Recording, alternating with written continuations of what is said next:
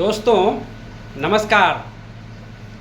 धर्म का चर्चा करते करते बहुत से लोगों का ये कहना हुआ कि धर्म तो बहुत कष्ट से प्राप्त होता है और धर्म के लिए समय भी होना चाहिए। तो ये भाग दौड़ का जो ज़िंदगी है ना, जो ये दाल रोटी की व्यवस्था है, तो बहुत लोगों का कहना है कि उसी का व्यवस्था करते करते हमारे पास समय नहीं बच पाता है।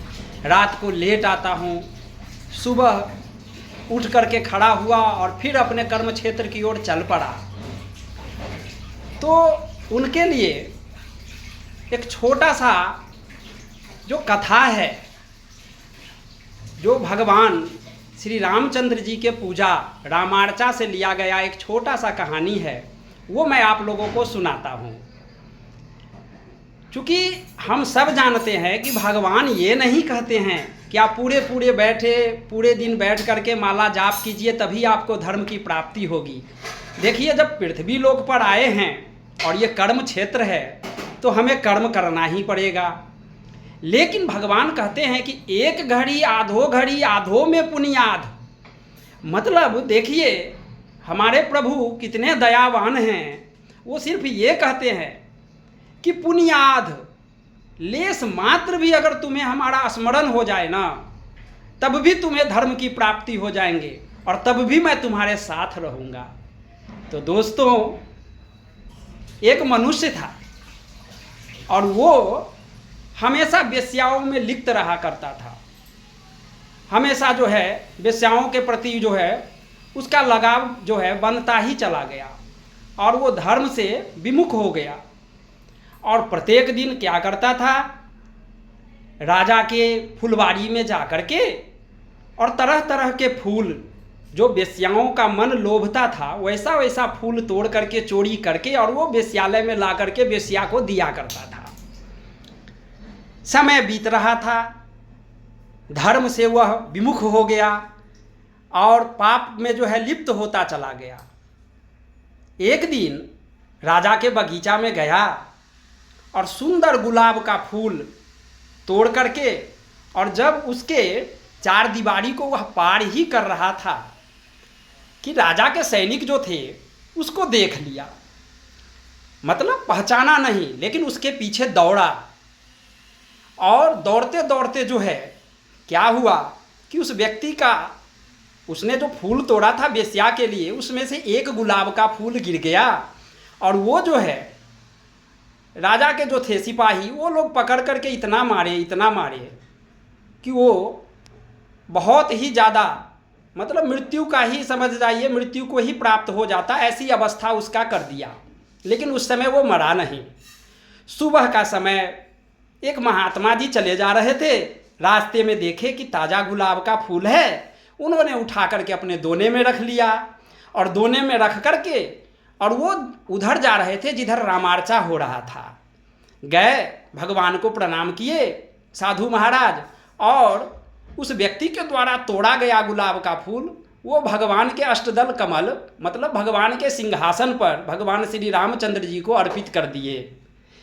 कुछ समय पश्चात उस व्यक्ति की मृत्यु हो गई जिसने फूल चोरी किया था, और राजा के सैनिकों ने उसको बहुत मारा था। और उस समय यमराज के भी दूत आए हुए हैं और देवदूत भी आए हुए हैं पुष्पक विमान लेकर के।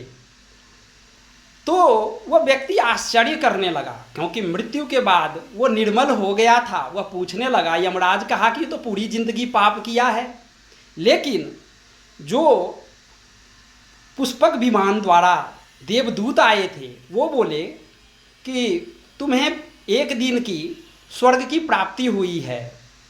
तो वो व्यक्ति आश्चर्य करने लगा, वो पूछने लगा कि मैं तो धर्म किया ही नहीं, फिर हमें एक दिन का स्वर्ग कैसे मिला? हमें तो पूरा दृष्टिपटल पर लौक रहा है कि मैं पूरा आजीवन महापाप किया है।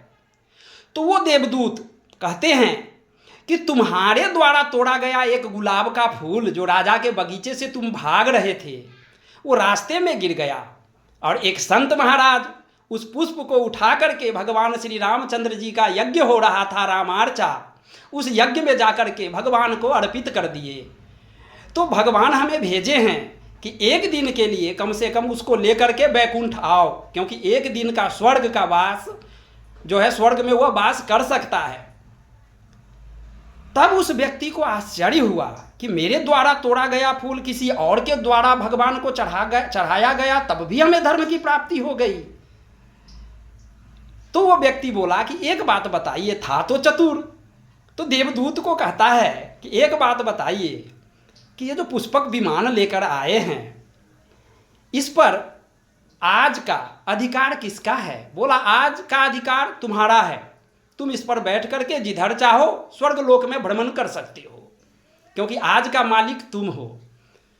तो वो व्यक्ति बोला कि मैं ये पुष्पक विमान भगवान श्री रामचंद्र जी को ही अर्पित कर देता हूँ, मतलब आज मैं इनको दान कर दिया। और यह शब्द उसके मुख से निकलते ही वह जो है साक्षात स्वर्ग को गया। भगवान प्रसन्न हो गए कि देखो कि एक पुष्प के चढ़ाने से जब इसको एक दिन की धर्म की प्राप्ति हुई, तो इसने तो भगवान का पुष्पक विमान ही भगवान को अर्पित कर दिया, क्योंकि उस दिन का स्वामित्व उसका स्वामी वो खुद था। तो वह यही कहने लगे कि भगवान तो हमारे इतने दयावान है कि न जाने किस रूप में कैसे हमें धर्म की प्राप्ति हो जाते हैं, उसका कुछ भी पता नहीं है।